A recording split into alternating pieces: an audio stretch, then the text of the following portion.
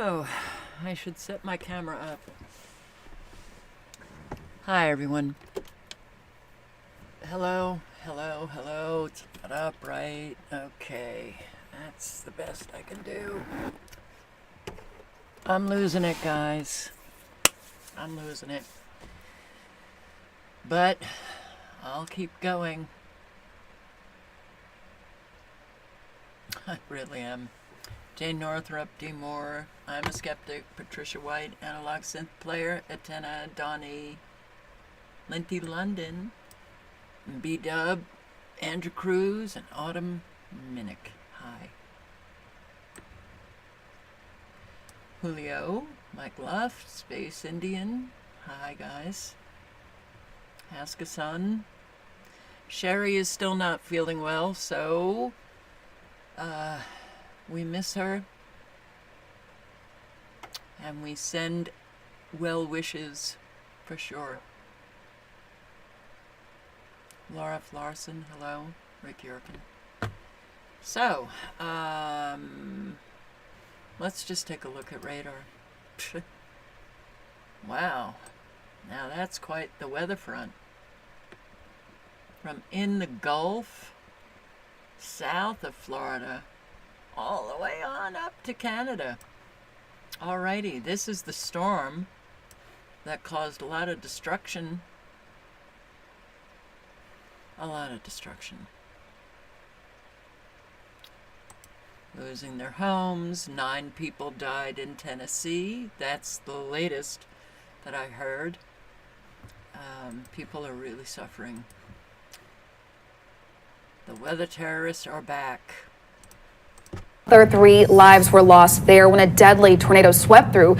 This is video from our partners Dash 10 Media. Neighborhoods are littered with debris, as you can see, a part of either a home or a building. Our Carly Gordon is surveying the damage and is near Peters Mill Road right now. Carly, tell us what you're seeing. Well, I want to show you this because I'm hoping it's going to add some perspective for you. That right there is the top of a power pole. So you see it's now on the ground. The lines are dangling just above my head. I'm about 5'1". And then you have to walk with me this way. And Sandra here is going to pan up to show you that is the base of the power pole. That's the part that's supposed to be in the ground. It's now dangling above. The wind snapped it like a twig. And this is the type of damage that we're seeing all over town. I mean, you see the second level of these condominiums is gone. Then there are the casualties. 23 people were hospitalized here in Clarksville, and 3 people died, including a child. The mayor here has declared a state of emergency. At last check, more than 13,000 customers were without power. People lost everything. They don't have beds to sleep in. They don't have cars to drive. But we are hearing from some of those people this morning, and they say the one thing they can't stop thinking about are the people who lost their lives. They lost more. We were fortunate. We have insurance, so we can replace stuff.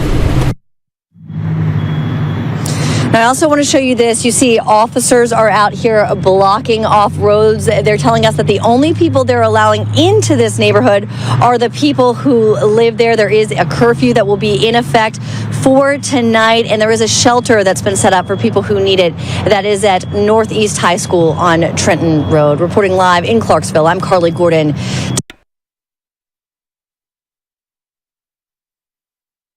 Oh, boy.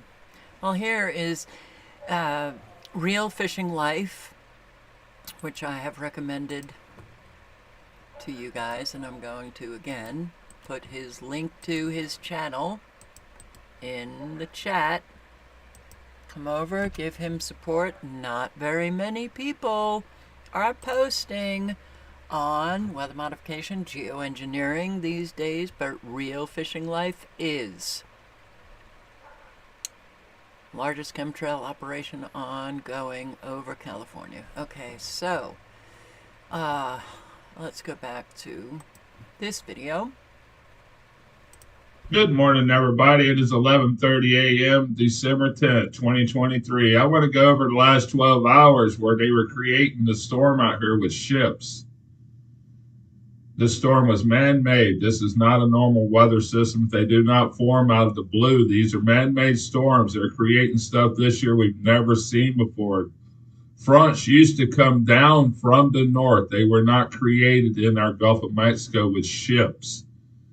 Ships are creating these weather systems, gigantic ships, people. They are crazy what they are doing here. Stand by. I want to show you the photos of these ships and all. They created this storm out of the blue. Massive weather system they create. Stand by.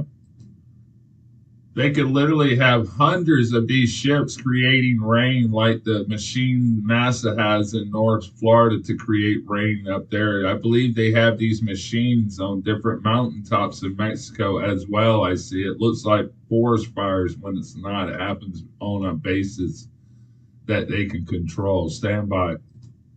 Here is another photo of the chemtrail vessels that are out in the Gulf of Mexico at the moment creating these rain systems. This is nothing new to the government to create rain, but they keep everything a secret. Check out the video from NASA that's doing the same exact thing that these super tankers are doing as well. This here is a video from NASA, BBC reporting on NASA creating rain with these large machines. These machines can be put on board ships and be used with hundreds of thousands of gallons of fuel on board super tankers to create weather systems out into the Atlantic Ocean, Gulf of Mexico, and the Pacific Ocean as well. These people are complete lunatics that are controlling all this. They create rains with machines and storms with their HAARP device. That is your cell phone towers. They're unreal here in Florida. The towers are not for us. Stand by. These towers are mechanized weapons. That these are your HAARP device that is in Peru, Alaska, and other places across the world. Stand by. I'm not too sure about cell phone towers. Glen towers are.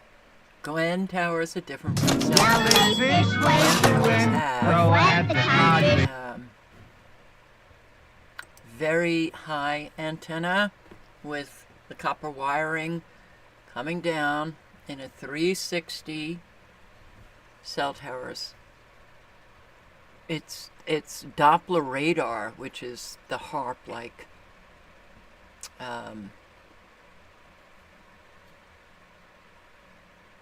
instruments.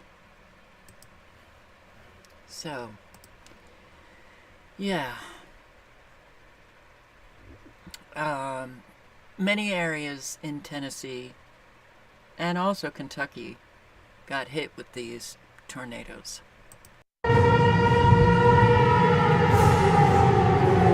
At least 6 dead. Dozens of others hurt. As soon as it hit down, it ran. Homes and businesses gutted across the mid-state. I'm thinking, you know, it could have been worse than that. Lives forever changed. It was loud. It sounded like 100 freight trains. Team coverage of this catastrophic tornado outbreak starts now. We start tonight with this breaking news. December 9th, a historic day here in Middle Tennessee as we're dealing with the aftermath of a catastrophic tornado outbreak. This is video coming to us from Hendersonville, just one of the tornadoes touching down tonight. Fox 17 News with team coverage across the mid-state. Our crews spread out across our hardest hit areas. We start, though, with Amanda Chin, live for us tonight in Hendersonville, where this storm ripped through the town and leveled homes. Amanda. Well, Megan, you can see behind me just the extent of this damage here in Hendersonville. We're at Big Play Entertainment, and just take a look. The back of this building completely gone, debris, gutters, all on the floor. This will obviously all have to be rebuilt. And workers inside tell me there were about 200 people inside when this reported tornado touched down here. Now, the city tells us other buildings have heavy damage as well, but first responders are still assessing the extent. At Big Play Entertainment, there were holiday parties and birthday celebrations happening inside. Workers say the reported tornado happened so quickly and lasted less than 30 seconds. Everyone took shelter, where employees tell me kids were screaming and crying. Thankfully, no one here suffered any major injuries, just small scratches and bruises. But it was traumatic for everyone there. You could hear all the kids screaming and crying. It was really devastating. The debris and the smoke that happened immediately after was kind of just like, there's not even words for it. I was just like, wow, there's no way that this just happened. Now, the city is asking folks to please stay off the roads for now so emergency crews can get through. As we were driving here, we were hitting some traffic as well. So please, the city reminds folks to stay off the roads. But for now, reporting live in Hendersonville, I'm Amanda Chin, Fox 17 News, your Code Red station. I'd like to understand a comment, which is, it's been several years since I have been in the Gulf of Mexico, but I think he is full of shit because I would have heard about that.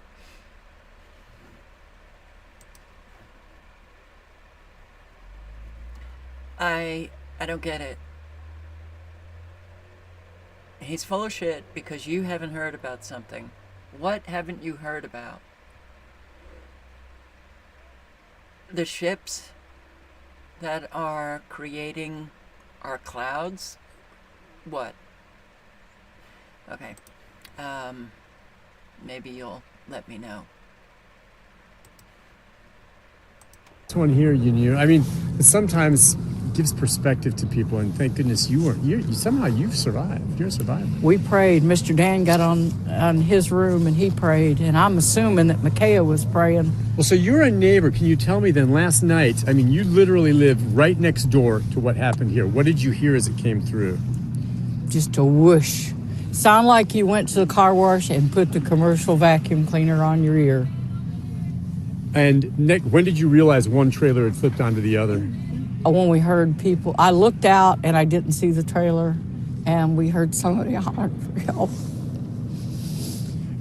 You could hear for help, and by the time we got out here, I had to grab a coat and stuff because it was still raining, and there were already people over here trying to get to them. And you know about what did you hear about the woman? There was a woman and two children in one, and there was an infant, a 2-year-old. What they went in looking for them, the first responders, and what did they say? I don't know. They couldn't find them, and I believe they had to get. There was a large crane out here last night lifting stuff so they could get some of the people out that were. And when they found the mother, how was the baby with her? What did you hear? They said that one of the firemen. I said, "Did they find the baby?" And they said yes. They couldn't find it because she was holding it, covering it,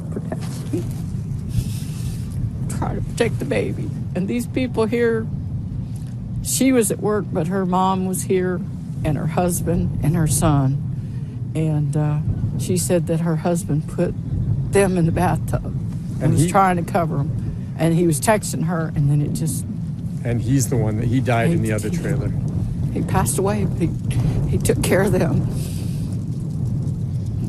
And that's what you have to do, you know. You have to help your loved ones and look out for them. And sacrifice themselves. Cover the babies. This lady got her 3 kids are fine because they're young, but I heard that she put a mattress over them in the back of the trailer. You can see the tree there on one side, and then there's aluminum popped off on the other side. They have a tree on the other side. So how it got those 2 trees for all that impact, and that's where they were. They were safe. Hearing you describe all this, it's emotional. What goes through your mind when you... And you've been through this before, as you told me, but when you see something like this and that you were this close to it too. I just thank God, you know. And I went in last night and I prayed. I said, when they find them, maybe they'll just be unconscious because they were in the trailer that turned over. And I went inside, and the lady had already told me her husband passed, but I prayed and I said, maybe he'll just be unconscious, but that wasn't the case. And when you heard about the mother and the baby, that's heartbreaking. Yeah, we were out here listening for a baby because they thought maybe it had blown away or something. We were out looking around, So sorry. Thank you for talking with us. Wow, hi Cynthia. Big shout out to the new moderator, Cynthia Johnston. You guys.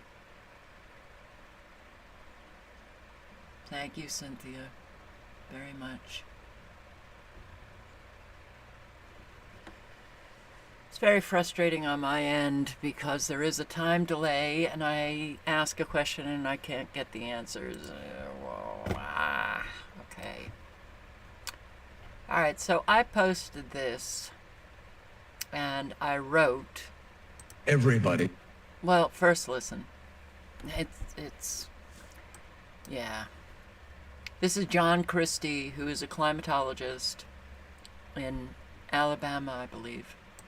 Climate is a multilateral, universal, existential issue for everybody. The health and well-being of the entire planet is in jeopardy. Climate change is increasing the pace and intensity of natural disasters. Congress can and should provide individuals and businesses with long-term incentives to speed up the transition to cheaper, cleaner sources of power.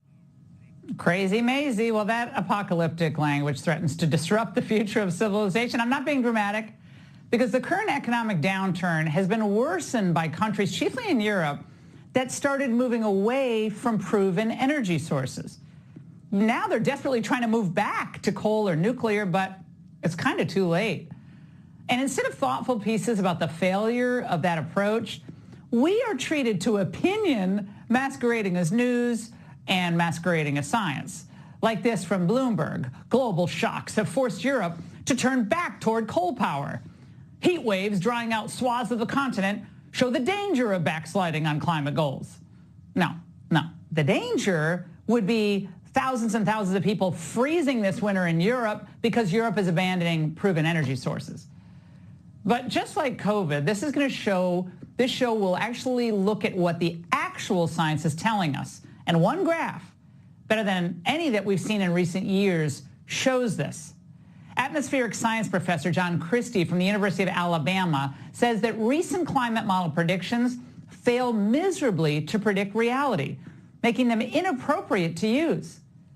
Now, the miserable failure is displayed in this graph that you see here.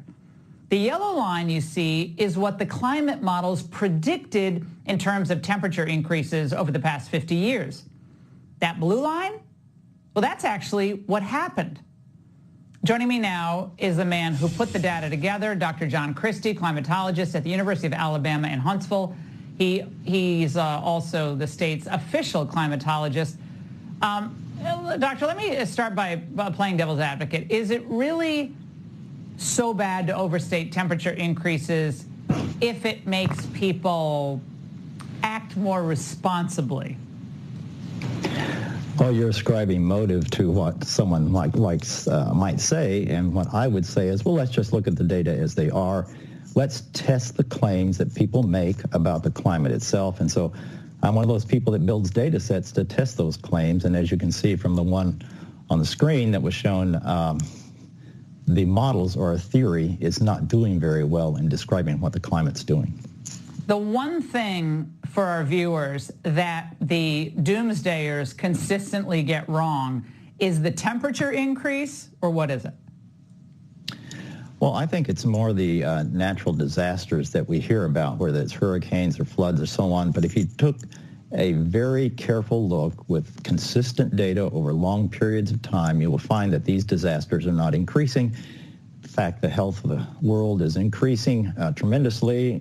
For example, deaths from weather disasters and so on has gone down about 95% in the last 100 years. So we know how to handle the weather disasters that come along, and they really aren't increasing in intensity or frequency either. Now, speaking of which, this is what our energy secretary said recently about intense weather. Every month we hear the exhortations, the warnings from the UN. But we don't even need the warnings from the UN. I mean, you know, the fact that Montana is seeing a 500-year flood and that Yosemite is closing down for the season, this is not a 500-year flood. We have these, you know, this is a 100-year, you know, event. It is not anymore. These are accelerating, as we're all seeing. Doctor, the use of the air quotes doesn't make her points any more convincing. But boy, she has a lot of emotion there, doesn't she? Yeah, I think what you see most is passion on this, and what we need in this debate is dispassionate discourse, in which is brought to bear when you bring data. You will find that these floods are not increasing at some kind of strange rate, or heat waves are not increasing, and we've got the data to show it. And John, on this idea of this, you know, the fact that the science is settled, the science is not settled, correct? Oh my goodness, our ignorance of the climate system is enormous. If it were correct, the chart you saw would not be needed. But what it shows is that we don't even know how the fundamental heat processes of the atmosphere works. And so the models, the theory, the understanding is just still way off from reality at this point. John, thank you so much. Okay. Now, we do have events that are increasing. I have been posting on an awful lot of the flooding and the tornadoes in December and a whole lot of destruction. All right.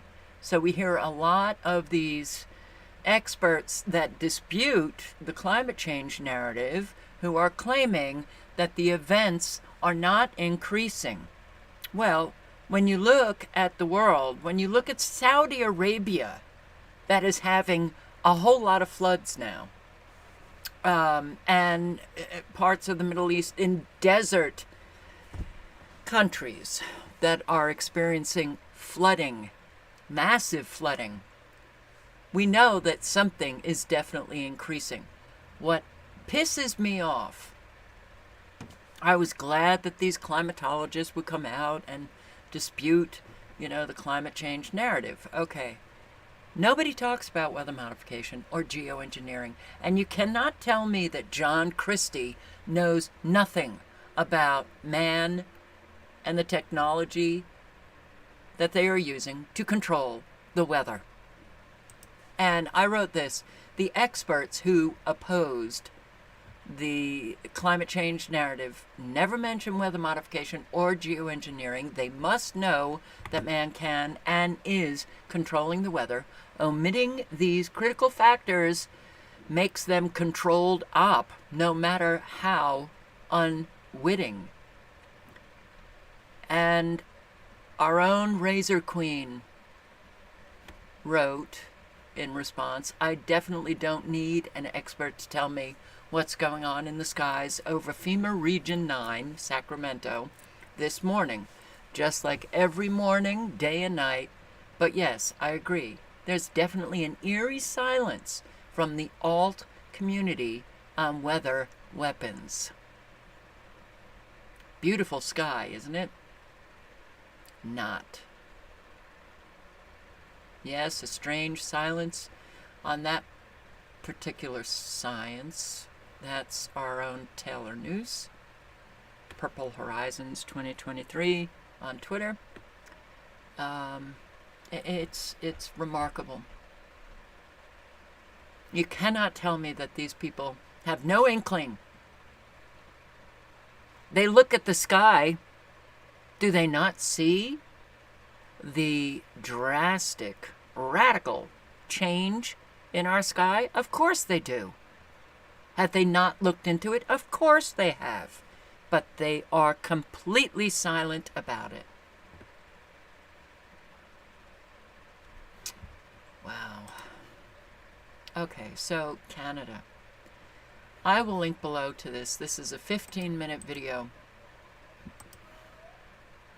And Canadians, can you not borrow somebody's car? Can you not borrow somebody's car? It's very strange. Yo, what's going on here, man?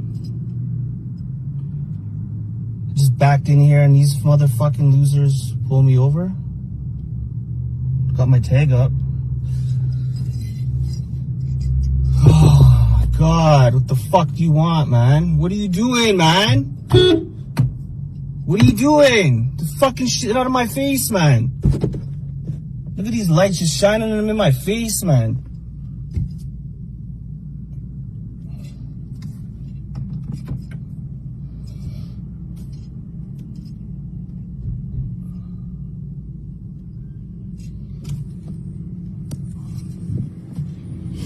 You want to roll down your window, sir? Nah, I can hear you. What's up?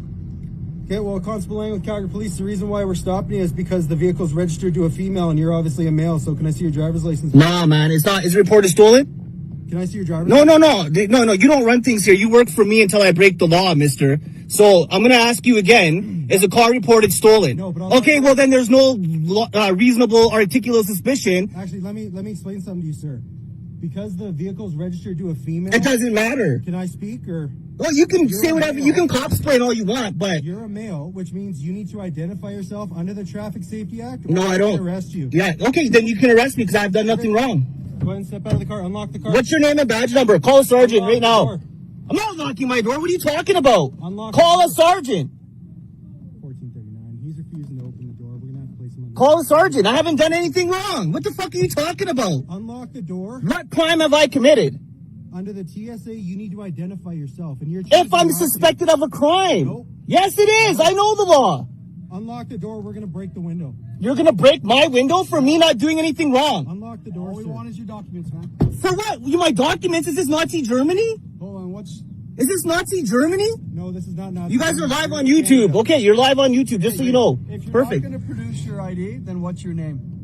I can produce my ID, but I haven't done anything wrong. That's what I'm trying to talk to you, but this guy's escalating Do it. you understand what he's asking? He's saying he's going to break my window because I've done nothing wrong because this car is registered, he's saying, to a female. So what? So we're allowed doing a check on documents because it's not registered. Okay, call the female it's registered to then. I'm not going to help you with your investigation. So we need to ID you to see who you are. What does that matter? How is me, okay, if the car is registered to a female, right? How is my license or my ID gonna tell you who I am? Like, how is that gonna help the situation? Under the Traffic Safety Act, you have to identify yourself. If I'm lawfully pulled over, I've already been to court for this. So you're gonna lose your badge. What's your name and badge number? I'm not worried about it. I've already Perfect. given that Okay. information to you. No, you didn't. What's your name? Lagine. Yep. You got it. Lagine What's is your a name? tyrant, What's your thug. name? My name, I'll give you my first name. Sure. Okay. What? Look at him put on his gloves. I haven't done anything wrong. This is how you guys treat the public? I've done nothing wrong. I'm giving you another chance here. Another chance. He's putting on his gloves to intimidate me. Look at this. What's your name? My name is Dwight. Dwight? D-W-I-G-H-T? Yeah. What's your last name, Dwight? Sir, I'm asking, why are you doing this to me? I haven't committed a crime. We've explained it multiple So you times. guys are gonna, okay, under duress, I'm gonna give you my last name under duress because he's threatening me, putting on gloves. Yes, he is, putting on gloves, threatening me, telling me he's gonna break my window. This cupcake right here said he's gonna break my window. So what's your last name? Domino. Spell it for me, please. Just like Domino's. Okay. Domino. What's your date of birth, man? But I don't understand why you're putting me in the system. I haven't done anything wrong. Are you 30, roughly? Yeah, but I haven't done anything wrong, so why are you putting me in the system? I've already explained it. Shut up, you didn't explain nothing. You said you're gonna break my window because the vehicle is registered to a woman. To identify yourself under the Traffic Safety Act. Yeah, if I'm lawfully pulled over, I understand that. Pulled over. I'm not pulled over, I'm parked. My car is off, I am parked. I am parked. I have dash cam in the front and the back of my car. I have dash cam, you loser. You're a tyrant. You're shitty at your job. That's why you'll never have stripes. Okay. Yeah, okay, Cupcake. Actually, that's not how stripes work. Okay, Cupcake. Whatever you want to say. You're not for the people. You're for profit. You're a loser. Look. All right, you can watch the remaining 9 minutes. Or remaining 11 minutes. Yeah. You can't borrow a car because it's registered to a female. They want to know who is driving that car, even though he didn't do anything unlawful. Creeping tyranny is not so creeping anymore. And you know what pisses me off too? This. Read this title. Okay, Dr. Drew can post videos about this. But if I go near that subject, I get a community guideline violation, medical misinformation. That really disrupts the flow of a channel. And Brazil to mandate these shots for children as young as 6 months old. Mandate as young as 6 months old. You see, the genocide is not just taking place in the Gaza Strip and West Bank. Great video. Take a couple of minutes and watch it. Look at this. New Zealand. The Philippines. Okay. So, as you can see, I can't play it, but as you can see, this is 2015, right here, 2016, right here, 2017, right here, 2018, 2019, 2020, but 2021, 2022, there were an awful lot of excess, you know what I mean, excess. And anybody who can see just this graph might consider that it has something to do with a new product put on the market. You had mayors, despicable, disgusting. They're not human, they're disgusting. You had mayors, despicable, disgusting. They're not human, they're disgusting. And they should be held accountable, all of them. Every single last one of them. Every mayor, every governor that shamed you, terrorized you, tore your family apart, made you lose your job, divided everybody. That was the most disgusting display of humanity. And these are the people that are controlling my life and your life, that they're taking my money from and doing whatever they want with it. I don't have a choice where my taxes go. That time, that's how I saw it. I saw it as a complete takeover. And in my own house, you know, these kids are all indoctrinated. So the kids are like, Dad's crazy. Mm-hmm. Hey, man, your father's putting up. And I saw what they were going through. I had nieces. You know, I had my daughter come up to me, and a niece that I love said, Dad, is everything cool? Because everyone thinks you're making wacky videos. I felt we're at war. 100%. This is war, however you want to describe it. It's a war on your common sense. It's a war on the control of your life. It's the war on your spirituality. It's the war of your conscience and your mind. And it's not a game. It's real. Unfortunately, humanity doesn't believe that evil exists. And boy, does it exist. Does. And you'd be horrified when you realize where they're all located.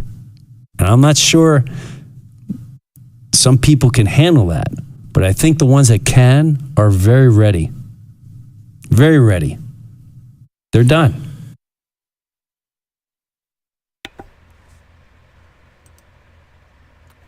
Yeah.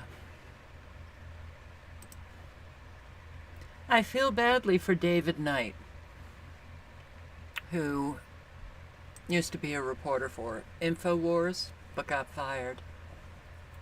And David Knight's YouTube channel has very few subscribers and very few views. Is his channel literally being controlled and shadow banned excessively. Could Alex Jones have something to do with that? And he writes, so Alex Jones, big hoopla today. Alex Jones was reinstated on Twitter. Okay. I guess that's a big deal. I don't want anyone being censored. But this is what David Knight writes. I worked for Alex Jones for nearly a decade, had a 3-hour program where I gave my take on what was happening without editorial interference until 2020. 2020 was the year he truly showed what he was made of, with the 4D chess excuses for Trump rolling out the lockdowns, medical martial law, and creating the shots. And then he went full in on Stop the Steal, laying the groundwork for it 2 days after the election with Steve Kucinek's big lie about blockchain quantum ballots, identifying those who rigged the election, and 20,000 National Guard already arresting people 2 days after the election. It had 1.4 million views in the first day. Rush Limbaugh commented on it. Clarence Thomas's wife sent it to Mark Meadows, asking if it was true. It wasn't. I opposed it here, and on my InfoWars show, I was told I would be fired if I kept it up. I continued to call it bullshit when Alex was raising who knows how much money for his January 6th shenanigans. I called it a grift on air there at InfoWars. I was fired on December 17th, 2020. I continued to warn people away from January 6th up to and including that morning on my now independent show. I'm on record that it would be a setup loaded with federal agents, provocateurs. Tucker and Alex are close friends. Tucker Carlson. Both are trust fund kids with extensive family connections to the CIA. Agent provocateurs come in many guises. Whole lot of people.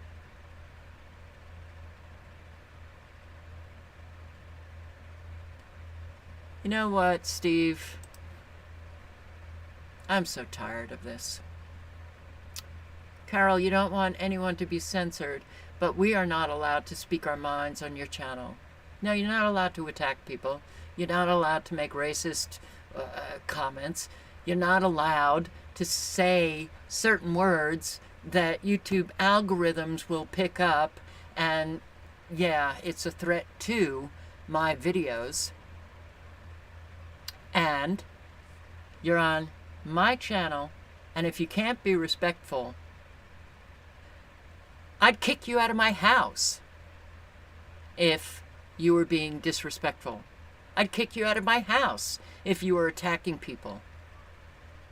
There's a whole lot that I'd love to remove, but I don't.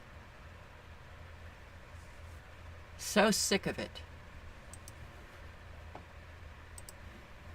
And so sick of this, but it just continues and continues. Ecuador. ¿A dónde vas? Nueva Jersey. Where you from? Senegal. Where you going? Washington. Where you from? Guinea. Where you going? Atlanta. Where you from? Senegal. Where you going? New York. Where you from? Senegal. Where you going? New York. Where you from? Guinea. Where you going? New York. Where you from? Guinea. Where you going? New York. New Jersey. Guinea. From New York. ¿A dónde? In New York. ¿De dónde? Texas. You? California. You? Texas. You? Guinea. You? Ecuador. You? Guinea. ¿Y yo? Ecuador. ¿A dónde? Minneapolis. ¿Y tú? Ecuador, Demory. ¿Y tú? America. ¿A dónde? Espérate. ¿A cuál? Where you going? New Haven. You? Ecuador. ¿A dónde? Minneapolis. You? Guinea. ¿A dónde? New York. You? Guinea, New York. Where you going? New York. You? New York. You? New York. You? New York. You? You? You? California. You? Texas. You? Seattle. You? You? California. You? Nepal. You? Where you going? Texas. You? Texas. You? Texas. You? Nueva York. You? New York. New York. You? New York. You? Colorado. Colorado. You? California. California. California. You? California. California. California. California. New York. New York. Wait, thank Where you going? Atlanta. Atlanta. Yeah. You? Atlanta. Atlanta. You? New York. New York. New York. Pennsylvania. Pennsylvania. Where you going? Where you going? Senegal. Senegal. Where you? Ecuador. Where you going? Mali. Where you going? Yeah, I want to go New York. Where you going? On the bus. Phoenix. Phoenix. Where you going? G'day. Where you going? G'day.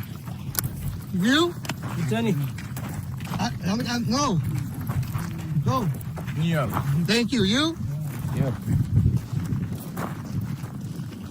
Where are you coming from? New York. Where you going? New York. New York?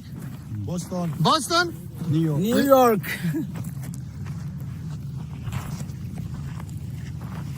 Where you going? Brooklyn. Brooklyn. ¿A dónde van? Where you going? ¿A dónde? Norte Carolina. Where you going? Chicago. Chicago. You? California. California. ¿A dónde vas? New York. A Nueva York. ¿Tú? Whippoorwill. Whippoorwill. ¿Tú? Texas. Texas. Texas. California. California. Where you going? New York. New York. All the way. No much. Where you going? New York. New York. New York. Where you going? New York. You? New York. You? New York. You? New York. You? You? New York. You? Philadelphia. Where you going? Chicago. Chicago. You?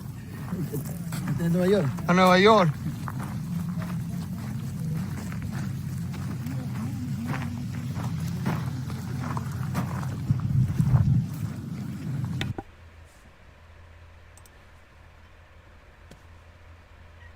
Babe, you wanna come in? He's just sitting out there meowing at me. Oh. Well,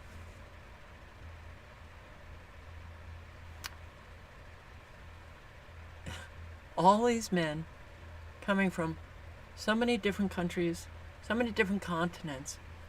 Obvious that it is military-age men.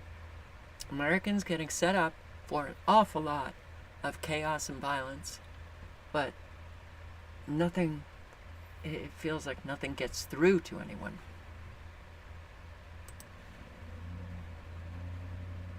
And this here is Anthony Aguero, the cleanup of the border for the governor of Arizona's visit. And they focus a lot on bracelets. They focus a lot on paperwork, especially paperwork, because they don't want anybody knowing the kind of people. And this is straight up honest. These groups are lefties, right? They're not on your side. They're not on the side of your country. They are operating in ill will against our country. Legit. These guys that are out here are a part of all of that. So they're out here picking up paperwork. They're out here picking up cell phones that people drop.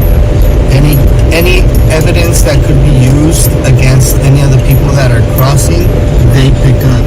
Paperwork, IDs, cell phones that are dropped, bracelets that are put on them by the other side. All that kind of stuff is priority for them, and I've seen it firsthand, and we've been out here plenty of times when they're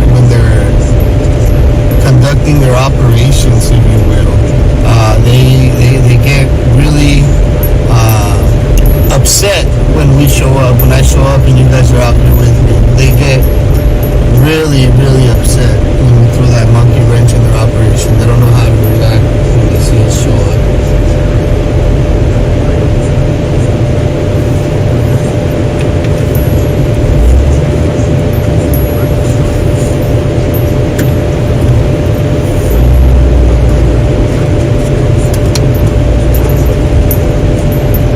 Here's another spot that was recently breached.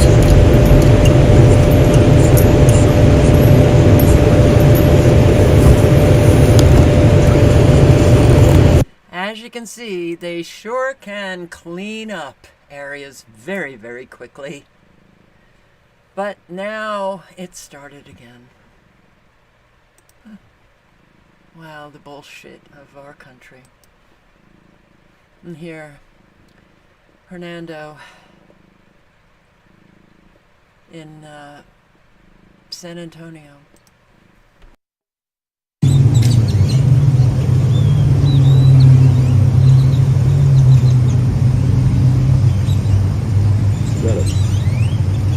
Okay, we got a pizza delivery.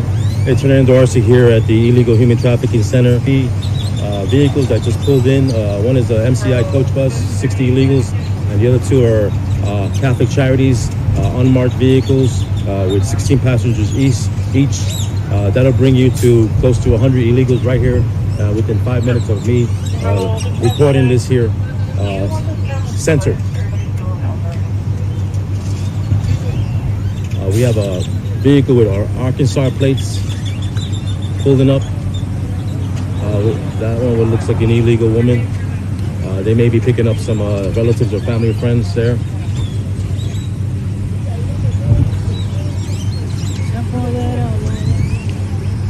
I got a unit here waiting for it to get processed inside. It's about 3:34 o'clock. This is the time it starts to pick up here. I have someone covering my 6 today. I have Ione and her son, Steven, and they're local neighbors in the area. They've come to our protests in the past. They're patriots, and they're just here as well to watch my 6 and also to document here what's happening to their neighborhood, which they're not very happy with. I just finished an interview with Ione, which is going to be going up today or tomorrow on my social platforms. We got a little bit of a backup here because this vehicle wants to get in. This one is vacant, so he's probably more like the airport shuttle bus driver, Star Shuttle.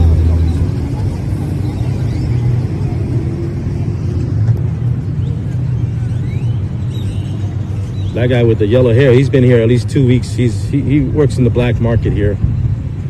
He's got a little bicycle now, apparently.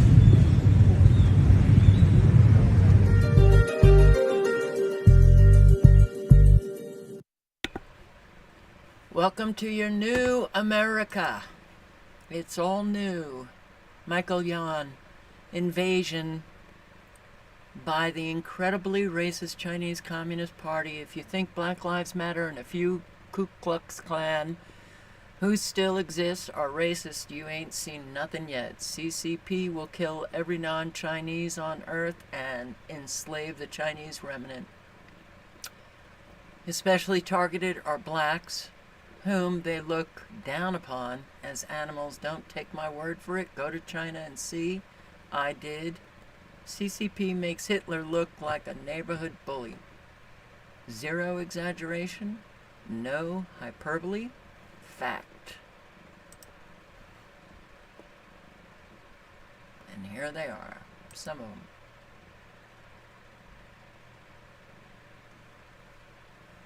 This guy looks like he's tattooed in Chinese mafia, Chinese gang.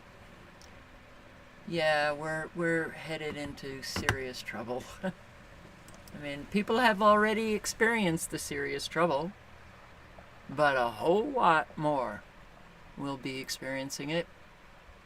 And don't you love these people who are abject criminals? Both of them. Both of them.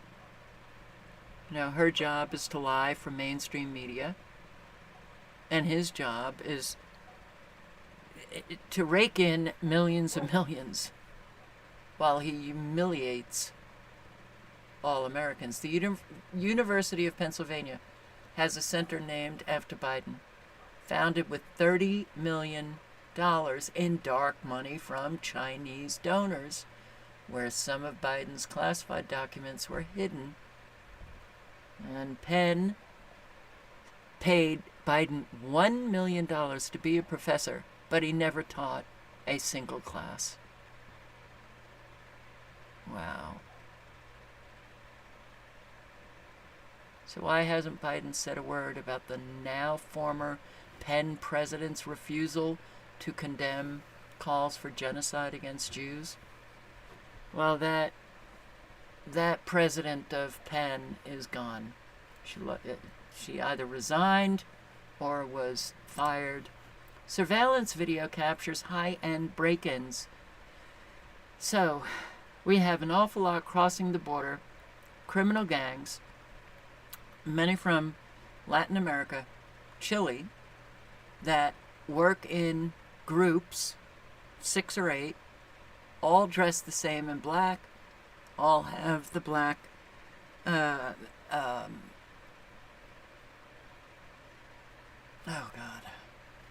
backpacks, and they're breaking into upscale homes all over the country, but this one is on Metro Detroit.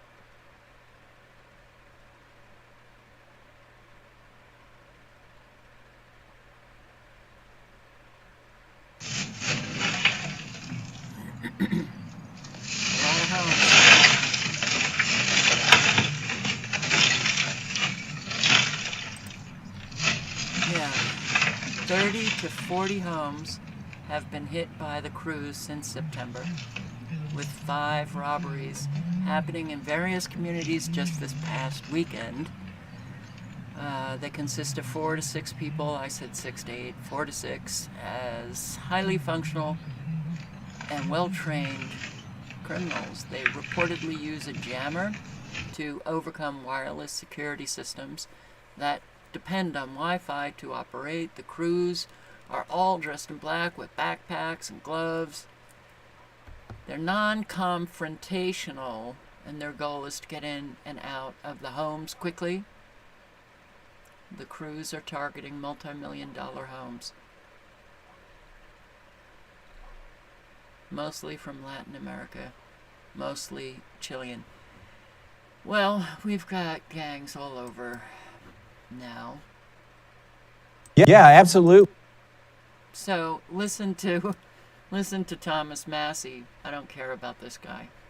Yeah, absolutely. I've got a bill called the Prime Act, and it's in response to the fact that 85% of the meat that's served in the United States is processed by one of 4 meat packers, and one of them's owned by China, one of them's owned by Brazil. I've been fighting for this for 5 or 6 years, ever since they got rid of country of origin labeling on meat in the United States. So while politicians are spinning you in circles around useless talking points, foreign wars, and left-right paradigm in which neither of them seem to care about the quality of your food, Kentucky Representative Thomas Massie has made it a point to talk about this. A topic that most people aren't thinking about, I certainly don't understand, but I know you're focused on it, so that's probably important, and that's meat.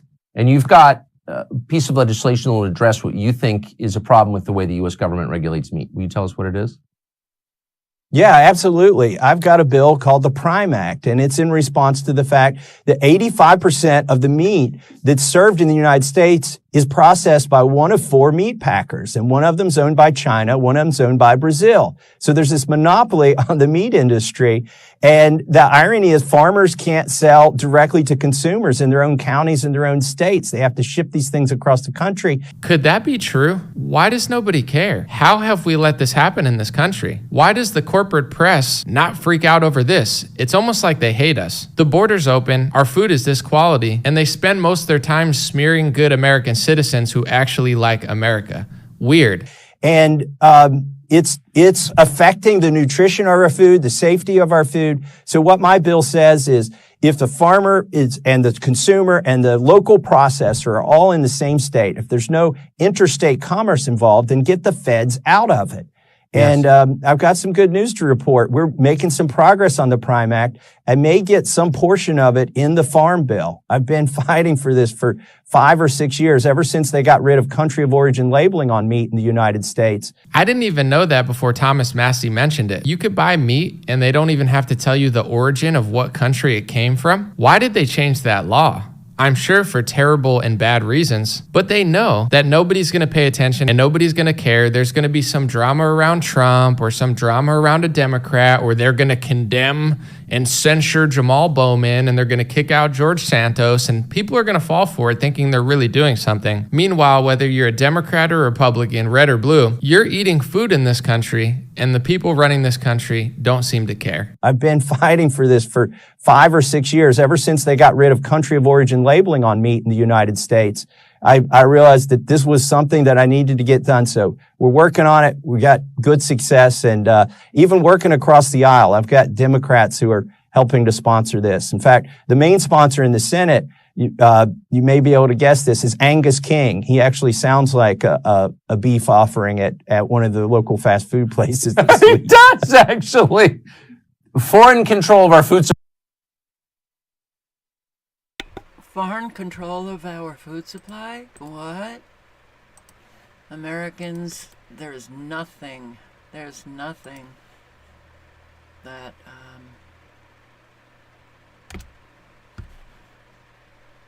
they care about. Not even their own self. So President Biden and Democrats delivered 14 million jobs. Wow. Really? Nancy Pelosi, how flippin' sickening. You're looking at the future of high-speed rail in California, a project that has been under construction and development for several years now, and one that eventually seeks to connect Southern California to Northern California. And now the project is getting a boost in the form of a $3+ billion federal investment from the Biden administration. Congresswoman Nancy Pelosi and former Governor Jerry Brown talked about 2 high-speed rail projects between LA and San Francisco and LA to Vegas. This massive federal investment takes us one step closer to high-speed rail as a reality. The $3 billion will allow the first phase of the project, already under construction, a 171-mile route connecting Bakersfield and Merced, to stay on track for completion sometime between 2030 and 2033. Nancy Pelosi knows how to push things. We made this a priority. That was. I can't listen to this woman. She is so deranged. 14 million jobs. What an abject lie. What an abject lie. We brought home billions in new funding to California high-speed rail that will create jobs and bring us into a clean energy future. Yay! When you're in your 15-minute little community and you can't leave it, and who's going to be riding that high-speed rail? You're going to have to get permission to ride it, and government officials will be on there, but a whole lot of you won't be. And the wealth of our politicians is really just staggering. Do you really think these rich people care at all about any of us? No. These are the richest politicians in the U.S. J.B. Pritzker, who's in control in Illinois as the governor. And then there's Trump. Yeah, they really care about all of us. Who else? So J.B. Pritzker has $3.4 billion. Trump, $2 billion. Doug Burgum, governor of North Dakota, $1.1 billion. Darrell Issa, representative from California, $460 million. And you can just take a look. I mean, it's really, they got the wealthy in positions of power to literally destroy all of us. And they've done quite a good job so far. 13% of American teens suffer food poverty.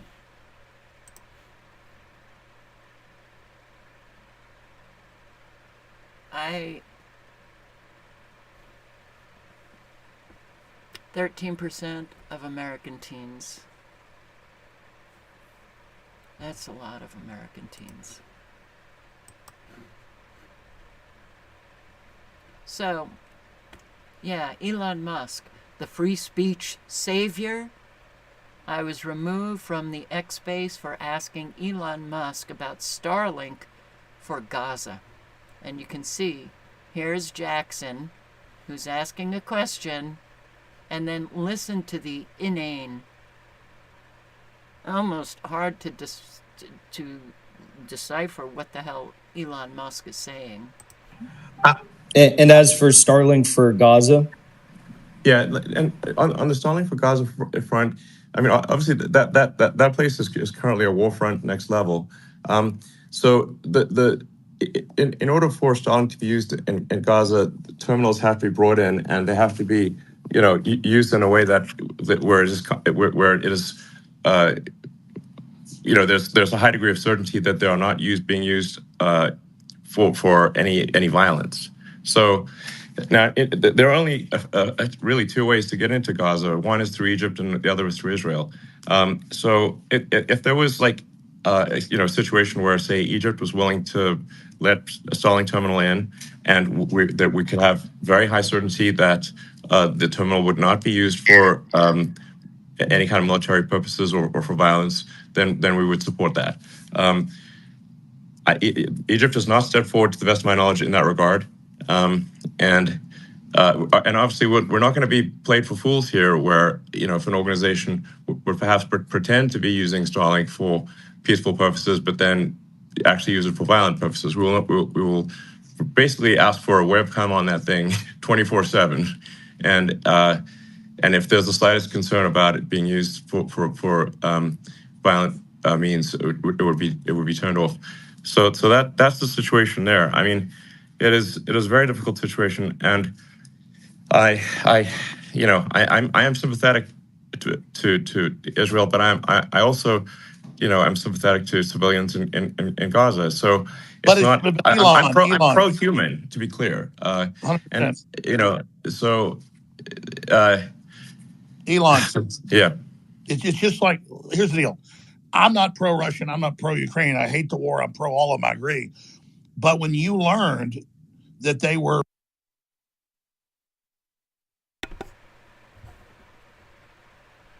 Oh, God. I wish people would begin to really consider that the Elon Musks and the Zuckerbergs, they're fronts. They are the front faces of these enormous companies that use a technology that they have no real...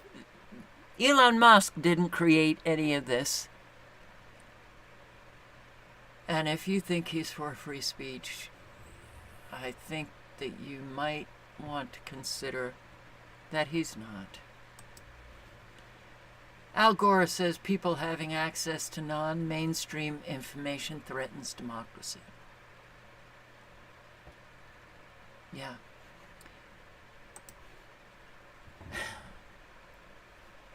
That's what he said, essentially. That's what an awful lot of the leaders are saying. Anything that goes against the official narrative of our tyrannical world, government, is not to be heard.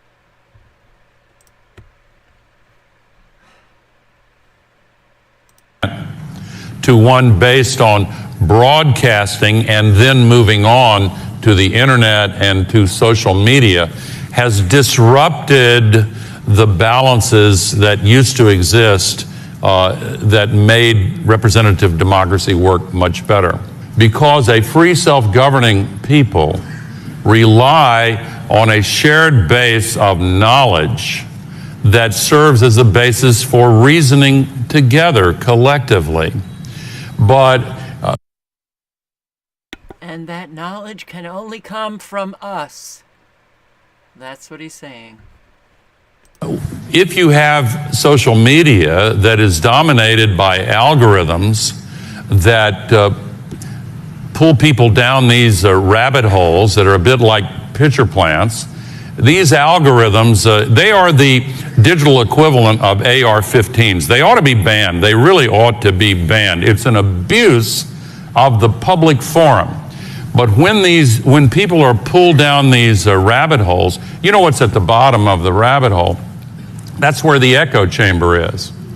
And if you spend too much time in the echo chamber, what's weaponized is another form of AI, not artificial intelligence, artificial insanity. I'm serious. I'm serious. And he gets applause.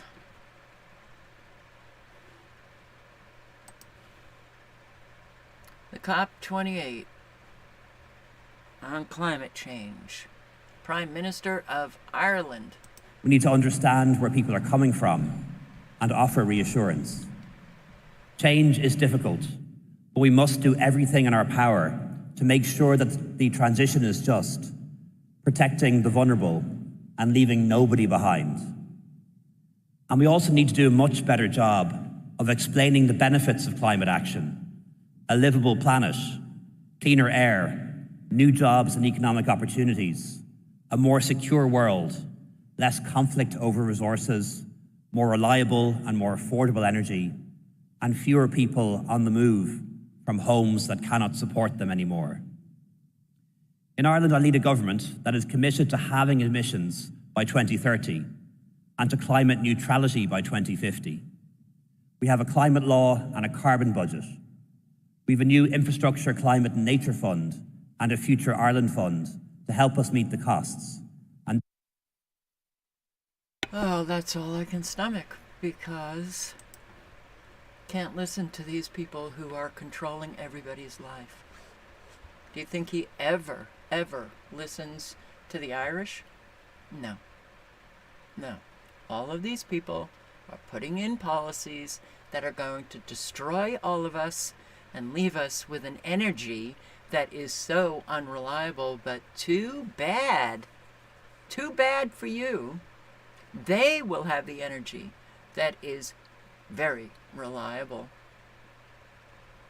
This is what these people are doing in all countries.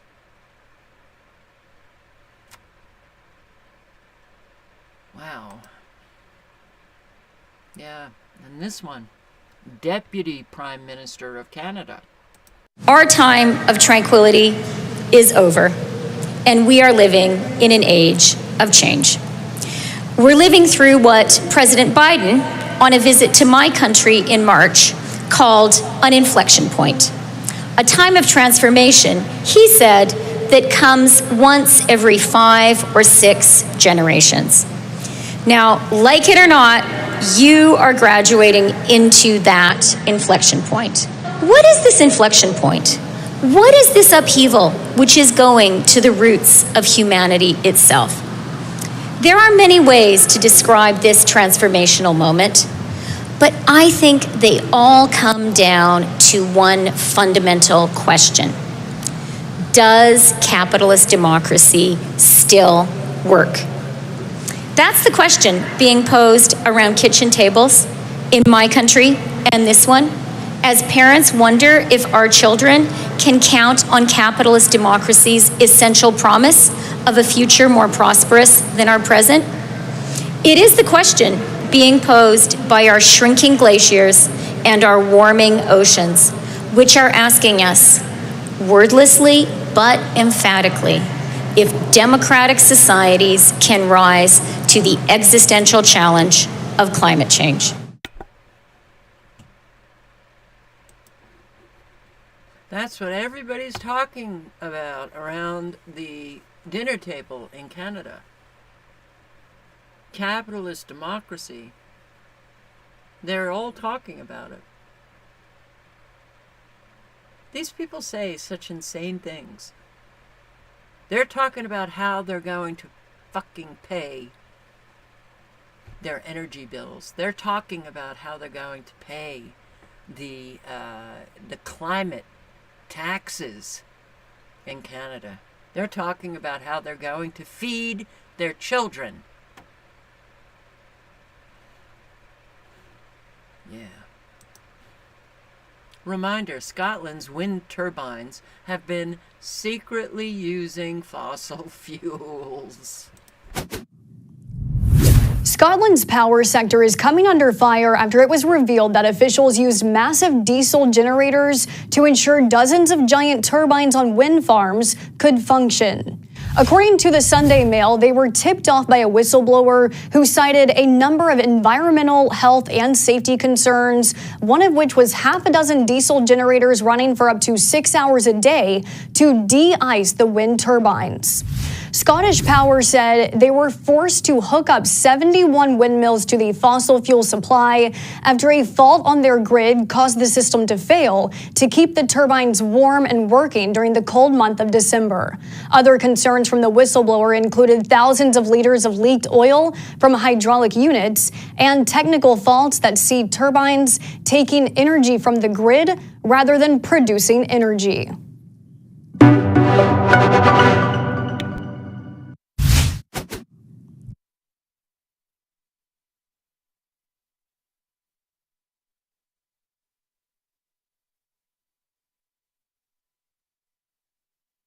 Oh, I didn't have my mic on. Oregon, Washington Republicans flee to conservative Idaho. They're joining the Californian conservatives, escaping liberal hell. Well, this is what this Texan has to say about the Democrats coming to Texas. So, got a lot of Democrats complaining about Texas right now, and this is what I have to say. Got any problem with Texas? Pack it up and get the fuck out of here. We all told you that we don't want you Democrats in our state. We've been living here for decades and decades and generations and generations. We don't want any change. We don't want nothing to change. We want you gone. You are the problem. Don't like it? Leave. Get the fuck out. Go back to California. Go back to California. Go back to all the shitholes that you came from. That's what you like to vote for. You like voting to turn an entire state into the biggest fucking shithole in the world. Even people in Africa that don't have clean drinking water make fun of California. They make fun of your Democrat shitholes. We want no part of it. Leave. Get the fuck out. So, got a lot of Democrats. Well, I think he made his point very clear. And do not shop at Goodwill. Like whether you're donating or you're shopping there, why? Their business model has to be the most unethical I've ever seen in my life. They don't pay for anything. They don't create anything. They simply take your shit for free and sell it for a profit to less fortunate people. Like that's it. That's the whole business model. And for some reason, y'all think it's a fucking charity. Less than 12% of their profits actually go to any charity whatsoever. Every single one of their regional CEOs, of which there are 25, each made more than $500,000 last year. While their main CEO took home more than $1.2 million, while every employee makes minimum wage. They are not a charity. They are not a good organization. You give them your shit for free, and then they sell it at outrageous prices. Why not cut out the middleman and just give your shit to people who need it? Like whether you're donating or you're shopping there, why? Their business model has to be the most unethical.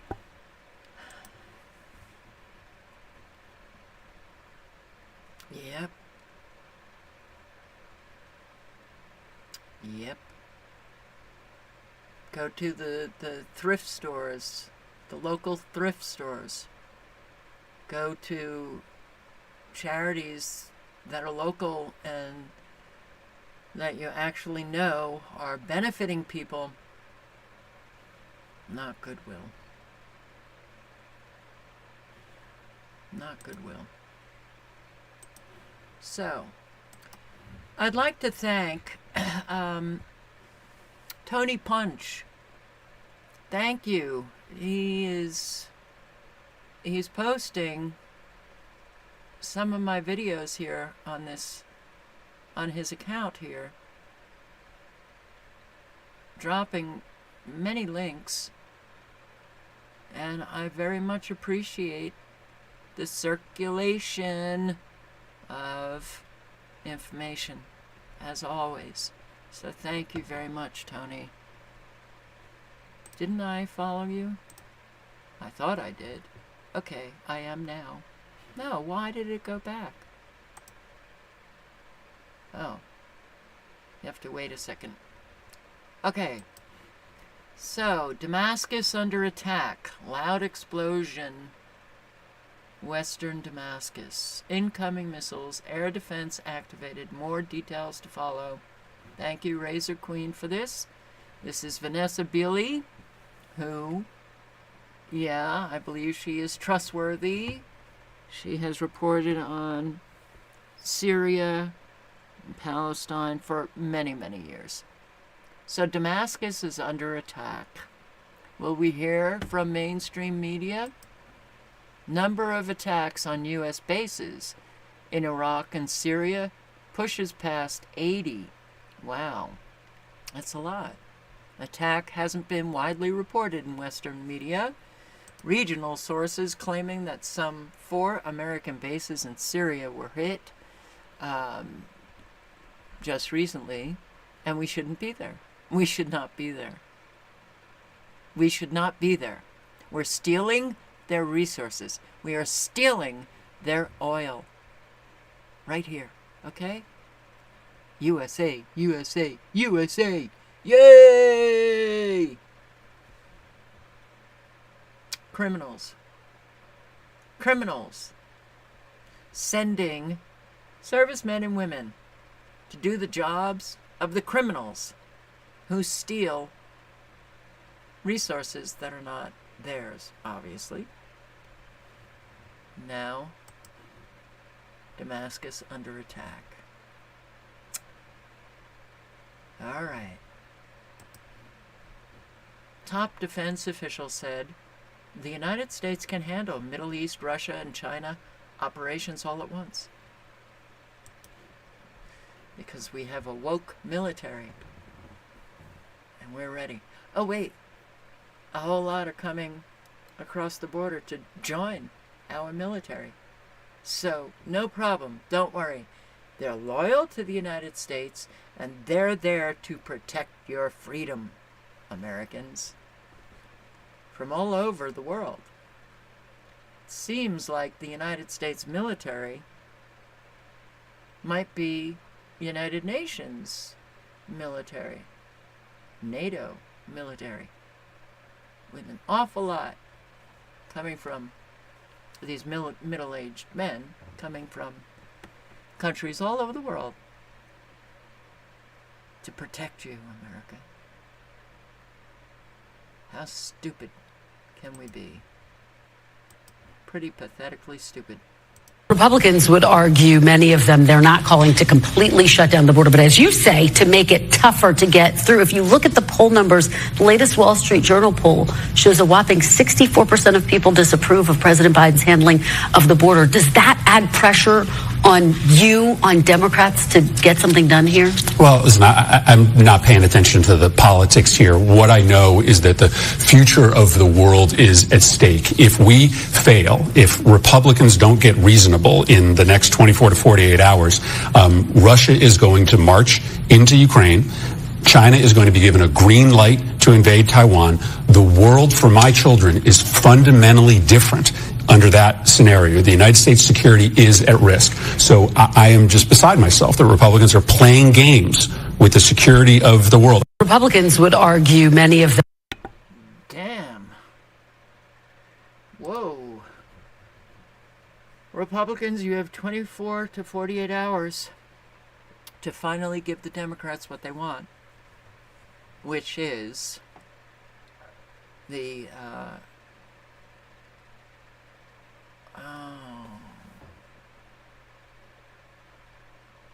Carol can attack Christians, but you can't attack any group. She uses the word attack when it is something you do and criticize when she does it. Censorship for me, but not for she. Her mod censors. Rick's talented tongue has been at me for years. Years. Don't you get bored, Rick? I get bored reading these stupid comments. The Christian group,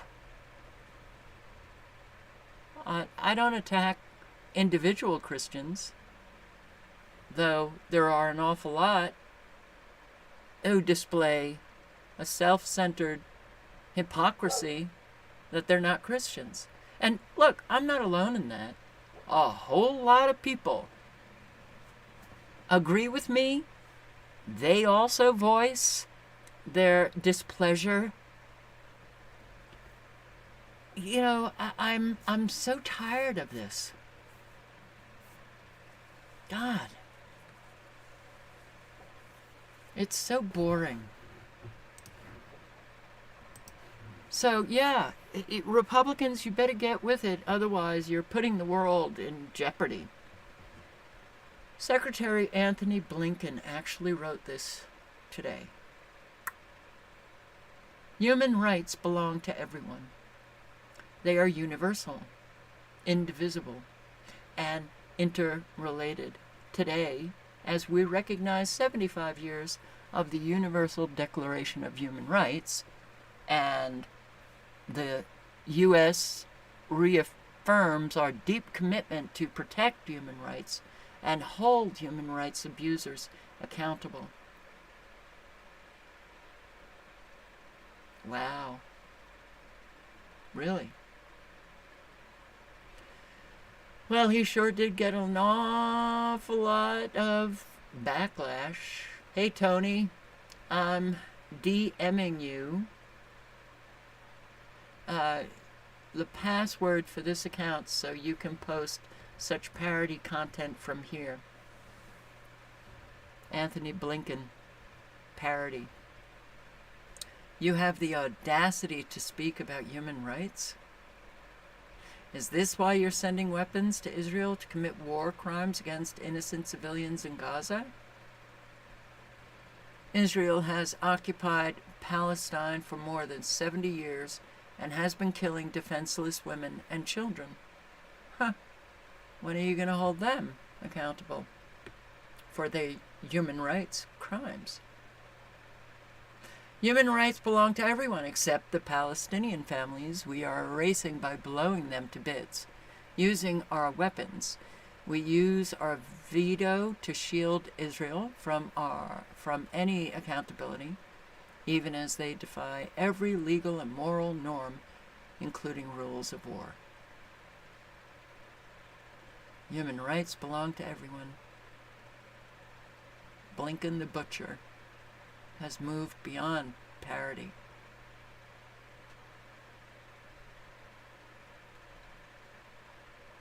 I left him a comment. I don't know where it is. Oh, here it is. Wow. You really have no problem revealing to the world how disgustingly sadistic you are. But hey, you knew this tweet would bring you a lot of backlash, and you tweeted it on purpose. It's well known people like you get their jollies from hurting others. Sick, twisted, evil on display, guys. You veto resolution on ceasefire in the United Nations Security Council, and now here you are talking about peace and human rights. Really, human rights is just a pretext for American war, interference and suffering.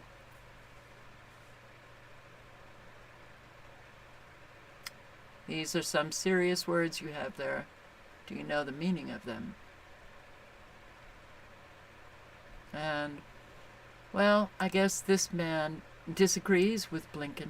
The Americans yesterday vetoed a United Nations Security Council resolution for an immediate ceasefire. I think the American policy now faces a terrible contradiction. On the one hand, They say that they want to remove Hamas from the Gaza Strip as something to contribute to a two-state solution.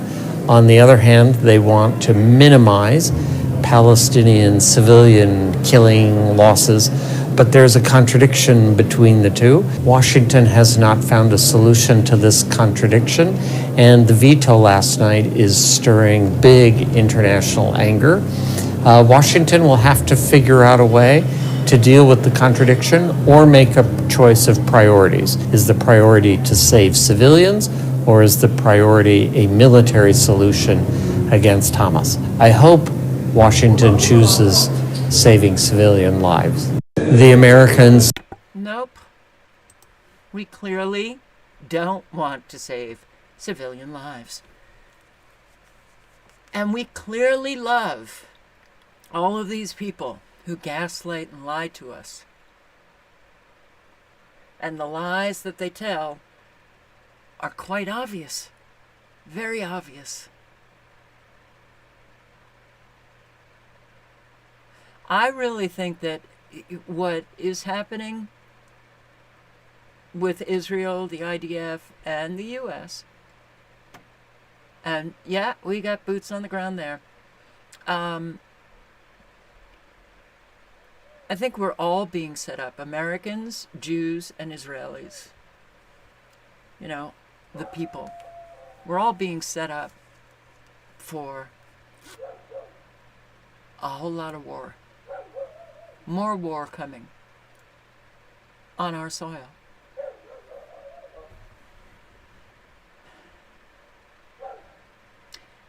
Countries around the world, people around the world, they have a whole lot of contempt for us. We're not liked. Point of no return, where blatant disregard for international humanitarian law scars our collective consciousness. As of this morning, 283 healthcare workers in Gaza have been killed. The last 2 months has been the deadliest conflict in United Nations history, with 133 of their staff members killed. There have been 212 attacks on Gaza healthcare facilities since October 7th.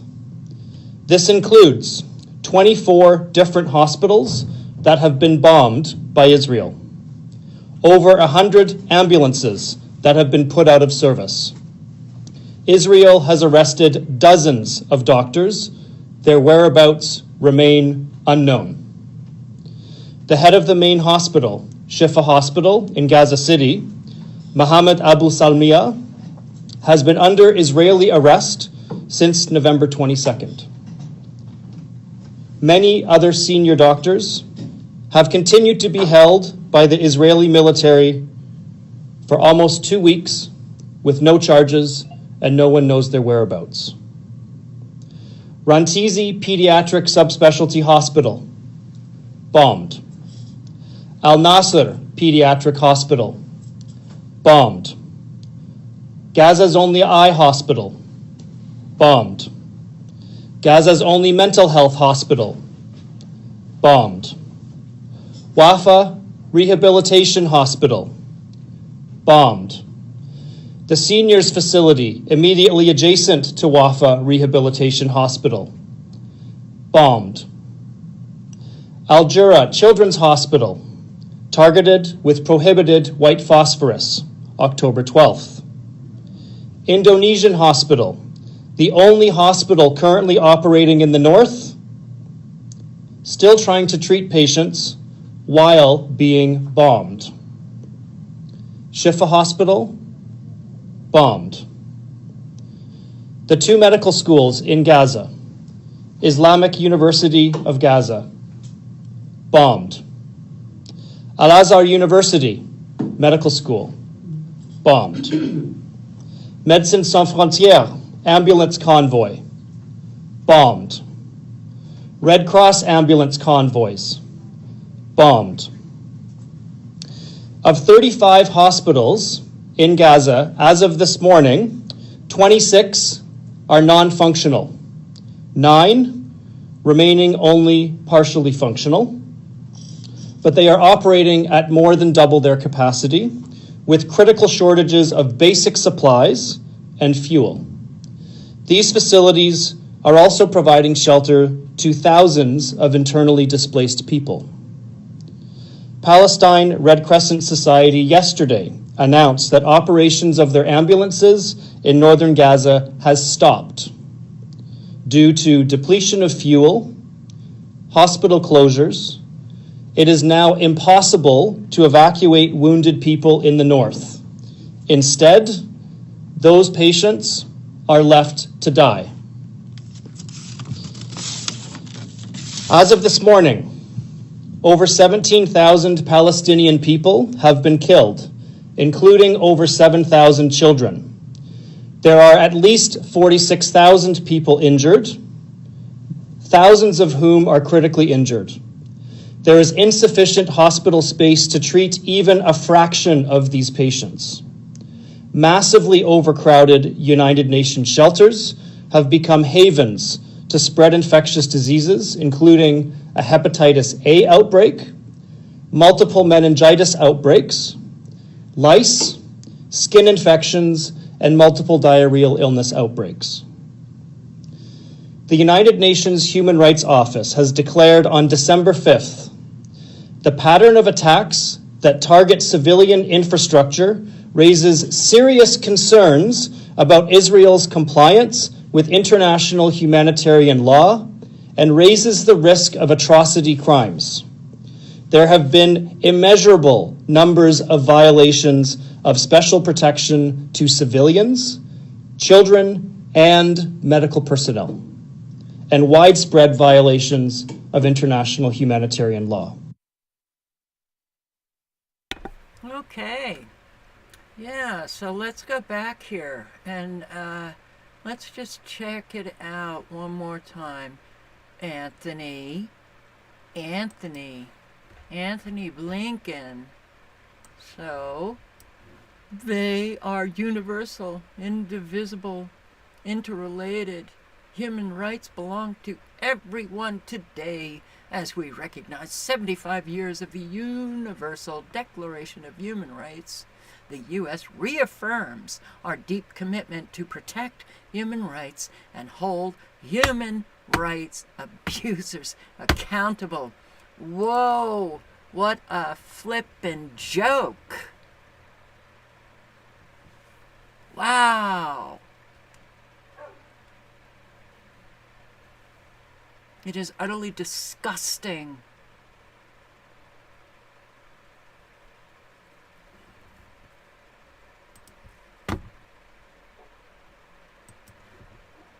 Israel just murdered another Palestinian journalist. Israel has now killed 82 journalists in Gaza in 9 weeks.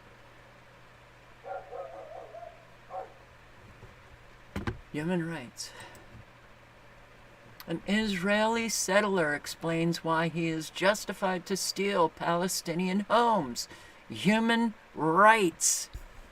And make sure the killing goes on because we are against all 13 other countries for an immediate ceasefire. U.S. against. We're for human rights. You're from Brooklyn? No, I'm from New York, from Long Island. From New York. What right do you have to live here? The right I have is that the owner of the house wants me to live here, and he wants there to be Jews living in this house, and he wants to. And I got chosen for whatever reason. It ended up being me. You are stealing my house. And if I don't steal it, someone else is going to steal it. So why do you live here? Because I live here, because it's important, and because not too many people want to live here, and it's important to strengthen this neighborhood, to make sure that this neighborhood is not lost in any future peace deal.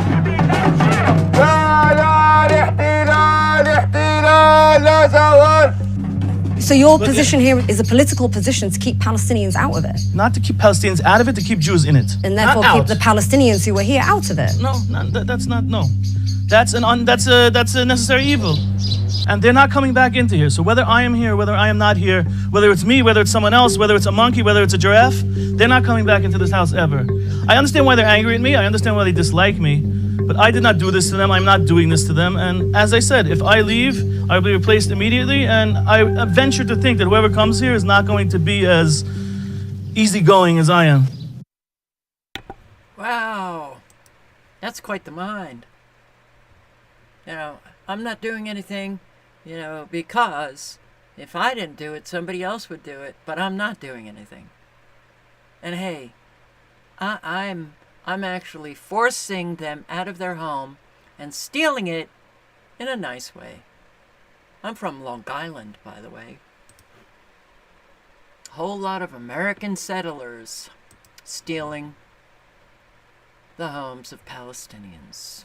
Israel just bombed another school in Gaza. Human rights. Celebrate it.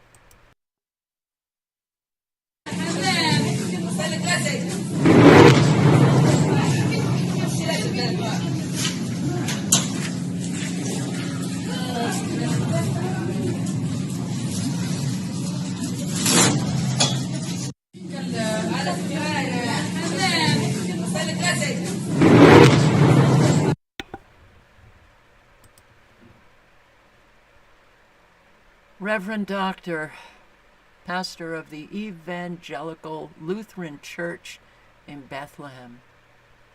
I was asked today by a journalist if we received a response from the White House to the letter we sent from the churches in Bethlehem asking for a ceasefire.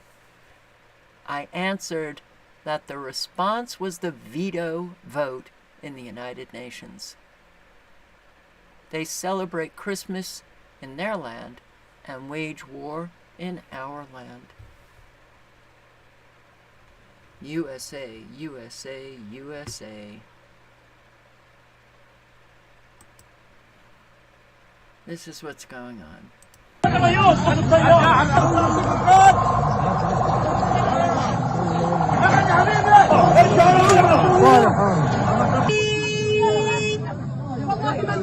بدنا الله رئيس الاسلام رئيس الاسلام حتى الله نصعبه بدنا الكريم والله لا اخي النفس مذموم وحسبي الله ونعم الوكيل حسبي الله ونعم الوكيل والحمد لله والشكر لله يا رب لك الحمد كما ينبغي لجلال وجهك وعظيم سلطانك يا الله الحمد لله والحمد لله والله صمدين والله صمدين والله.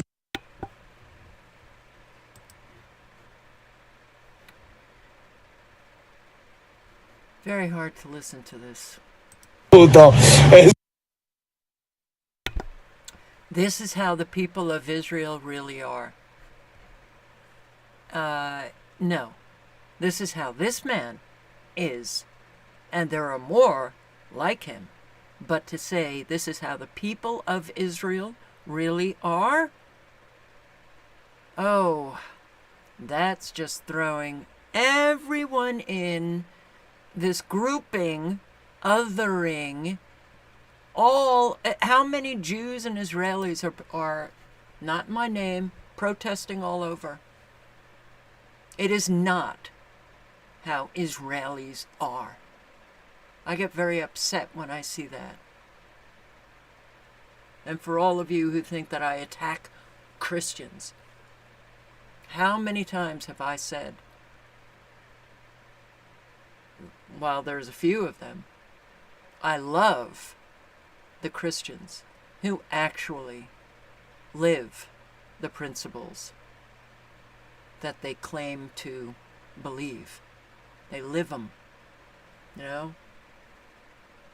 They put those sandals on of Jesus and try hard. It's very hard in the world that has manifested. So, this is horrible.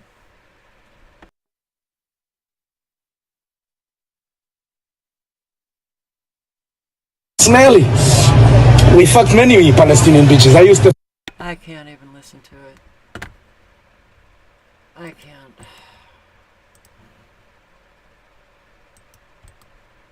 And it's not just Israelis, my God. I know and have known American guys that are just so macho and speak just like this. different words. We have human beings in a condition that have rendered humanity useless. My hand was cut off, my father was injured, my grandfather and grandmother were murdered.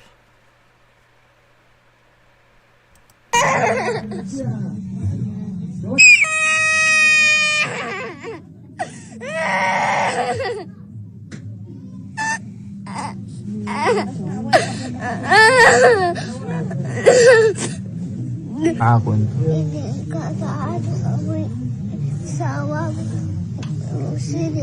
وسيدي هذا استشهد استشهد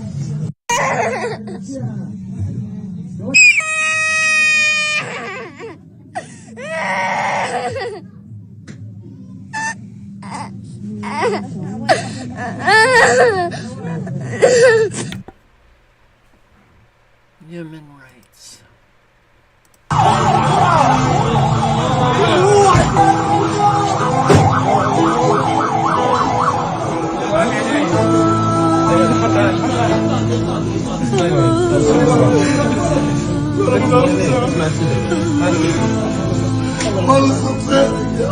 كنت بديش تعبانة الله يا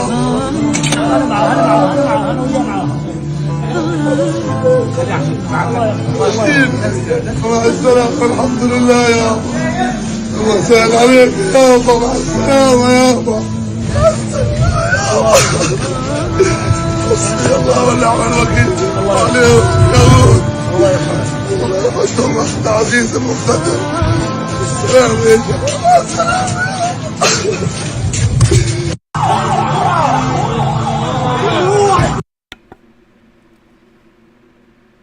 That's why that tweet is so, reprehensible is like an understatement. I can't even think of a word.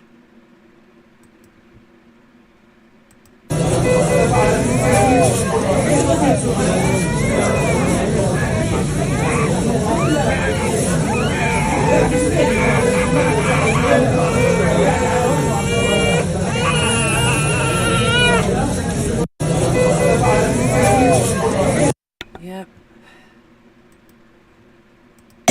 صل علي عمو صل علي بس كل وين صل علي حاضر هجيب اشرب لك مي بس قول لي هنا في وجع هنا بس هون في كمان هون في كمان بس هنا حاضر بنحمل بس صل علي في هنا وجع هنا حاضر بالروح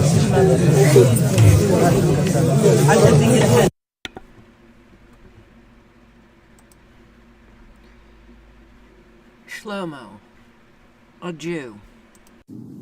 I am putting out a call for mass non-violence. We hear the calls from Palestinian women who are demanding of us that this moment needs mass non-violence. We need to be blocking roads, boycotting, striking, shutting down arms factories. I say to every single person that's following me, if you are not going to take this call to action, unfollow me now. I don't give a shit about followers. I care about mass non-violence right now. If you are not going to listen, unfollow me. This is not the page for you. I don't want your likes. I want action. We need to listen to Palestinian women in this moment. Bloodlines are on the line. Non-violent resistance is an act of love. We will use non-violence to stop this violent genocide. Let's go!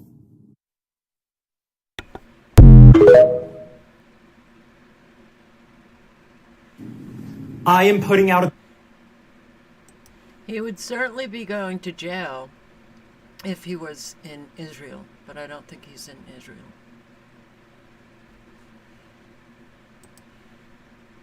I'm going to post the link to this video here with this professor who I listened to the first hour, and boy, does he very succinctly put in to words the history of Palestine, Israel, and for anybody who knows other people who don't understand what's going on, I hope that you circulate his videos.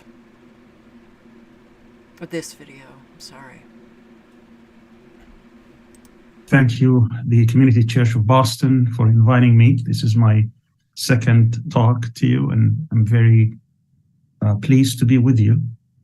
Even though these are very difficult circumstances, I can tell you that this is probably the most difficult time, and I've been through a lot in my life.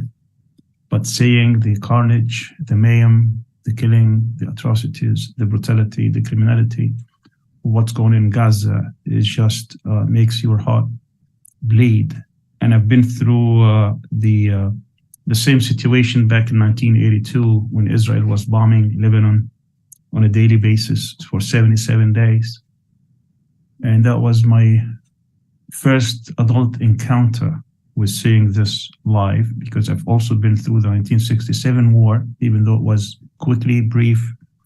It wasn't on the front line. There wasn't much to see, but of course I felt it when that took place. And of course, as a Palestinian, I've been living through the Nakba. Nakba means catastrophe. And it was a catastrophe for the Palestinians. Both of my parents were born in Jaffa, Palestine, which is what Tel Aviv used to be, the suburb of Jaffa. Today, Jaffa is a suburb of Tel Aviv. And that's where they were expelled. My father at the time was 23. My mother was just 10. And they were both expelled there. They went to Gaza, and then from Gaza, my father went to Kuwait. And then we had to leave Kuwait to Egypt. And then I came to the United States when I was 17, and I stayed there for 40 years. And then I had to leave again and come to Turkey. So it's been a journey. And I can tell you throughout all these years, I've never felt the brutality of what the Israeli regime means like I'm feeling it today. So what I'd like to do today is to discuss this issue from more a historical but also current affairs of how did we get to this stage? How did we get to this phase of that conflict? I'd hardly call it a conflict. Did I put... this is on watch later? No.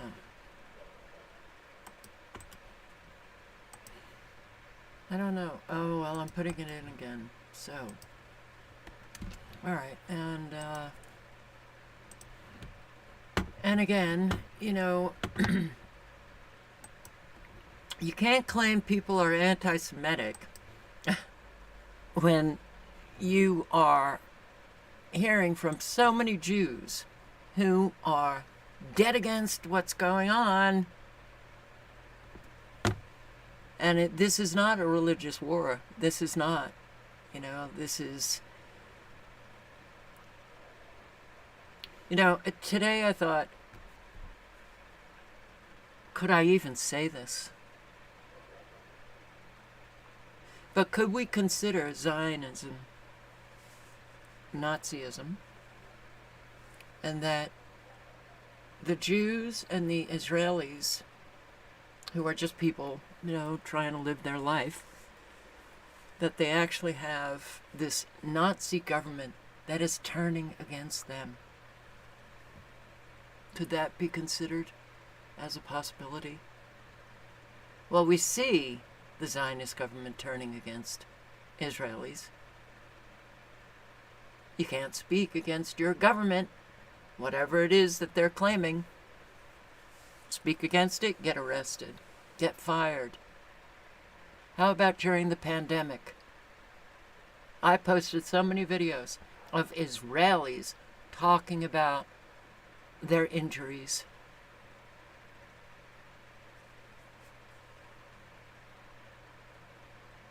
The government doesn't care. Government doesn't care about anyone except their own agendas.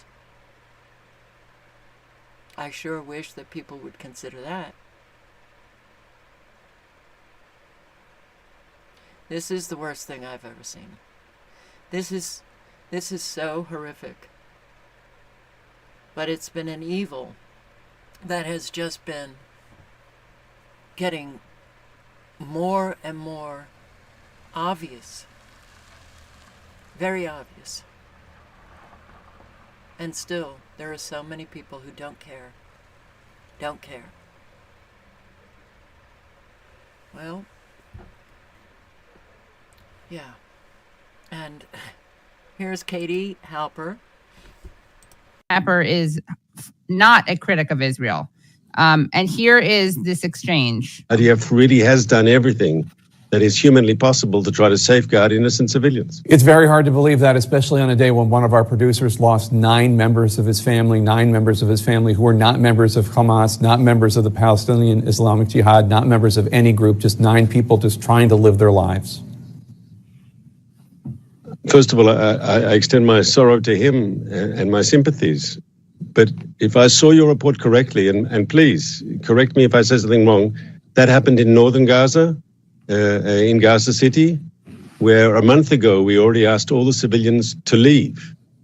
And most of them did. If there was like 1,200,000 people there was only a couple of tens of thousands left. And one has to ask, yes, they had ample opportunity to leave. I don't know what happened. I don't have the specific circumstances. I know there's deadly combat going on now in the north, still between these IDF and Hamas terrorists, yes? And we don't want to see anyone caught up in the crossfire, but why didn't they heed the advice and leave the area? You can't blame them. There's now I don't blame them. But you can't. There's fighting in the south now. I've been asking this since October 7th. Where are these people supposed to go? It's ridiculous. Like to think like you're blaming the victim, and victim blaming is it's just such a horrible thing to think about. Imagine. Wow. Okay. A Jew fucked some people out of real money where I live. I'll bet he will not visit Southwest Texas ever again. Oh boy. And Christians. How many Christians fuck people out of money? A whole lot. How many Christians don't give a shit what they do to other people, and they literally destroy them? A whole lot.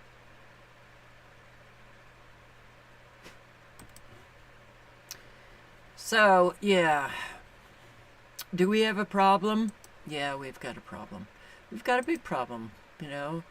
The problem is that humanity, the condition of the human being on the whole, all over the world, is in piss poor shape to do anything. And that means we live this evil that is just going to be getting worse and worse and worse.